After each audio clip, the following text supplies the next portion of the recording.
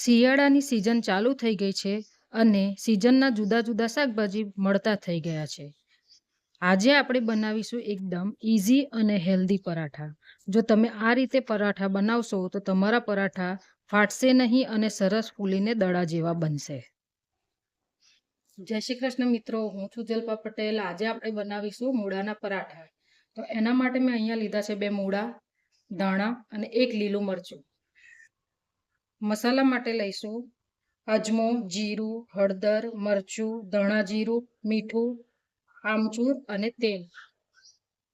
મૂળાને મેં અહીં છોલી અને સારી રીતે ધોઈ લીધા છે. હવે એને આપણે છીણીશું. આ રીતે છીણી લઈ અને એને છીણવાનું.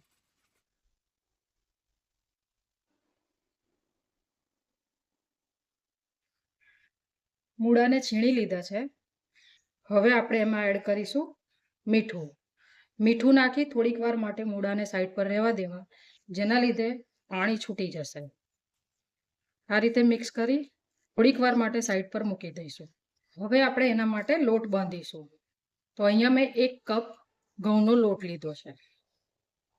લોટમાં થોડું મીઠું એડ કરીશું, થોડું તેલ એડ કરીશું. સારી રીતે મોઈ હવે આપણે એનો લોટ બાંધી દઈશું. લોટમાં થોડું થોડું પાણી એડ કરતા જઈ લોટ બાંધો. આ લોટને કડક નથી રાખવાનું. જો તમે કડક લોટ રાખશો તો પરાઠા ફાટી જશે. હવે થોડું તેલ એડ કરી એને સારી રીતે મસળી લઈશું.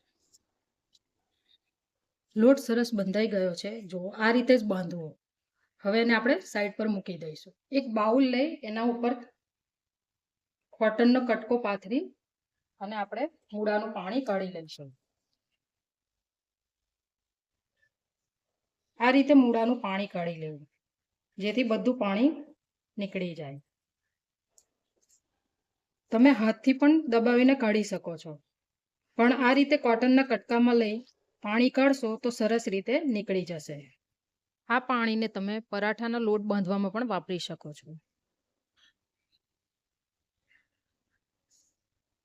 આ રીતે મૂળાનું પાણી કાઢી લઈ લીધું છે.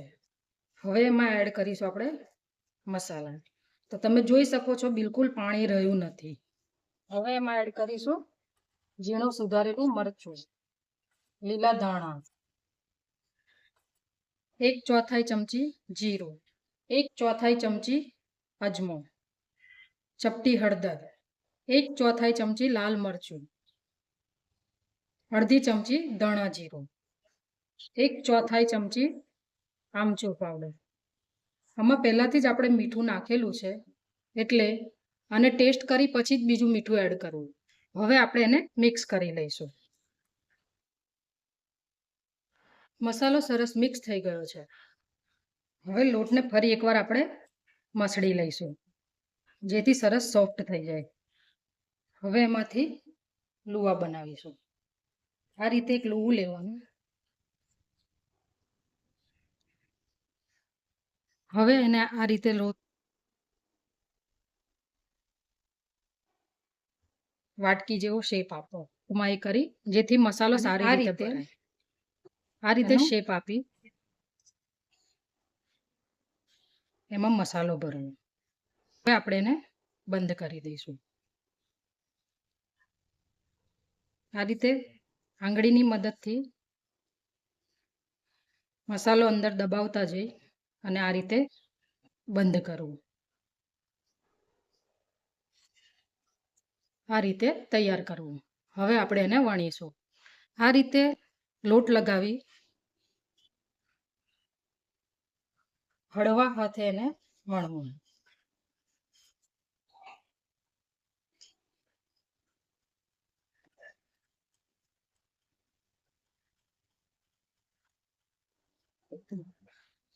પરાઠો સરસ વણાઈ ગયો છે.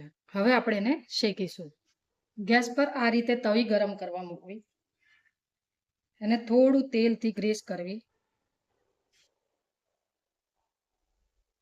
તવી ગરમ થઈ જાય એટલે પરાઠાને આ રીતે શેકવા મૂકવો. ગેસની ફ્લેમ લો ટુ મીડિયમ જ રાખવી. હવે એને આપણે પલટાવીશું.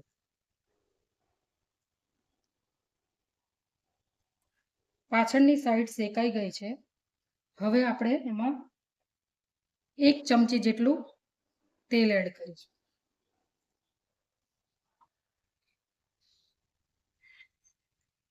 હવે એને પલટાવી દઈશું. હવે થોડું તેલ પાછળની સાઈડ પણ લગાવીશું. મૂળા ખાવાના ઘણા ફાયદા છે. તેમાં પ્રોટીન, કેલ્શિયમ, આયોડિન અને લોહ તત્વ ભરપૂર માત્રામાં હોય છે. મૂળામાં વિટામિન સી ભરપૂર માત્રામાં હોય છે, જેથી મૂળા ખાવાથી કફ, શરદી, ખાંસીની સમસ્યા થતી નથી. કહેવાય છે કે માગસર મહિનામાં મૂળા ખાસ ખાવા જોઈએ. તમે જોઈ શકો છો પરાઠા સરસ ફૂલી ગયા છે અને ગોલ્ડન બ્રાઉન કલરનો થઈ ગયો છે. આ રીતે બંને સાઈડ શેકાઈ જાય એટલે એને એક પ્લેટમાં કાઢી લઈશું.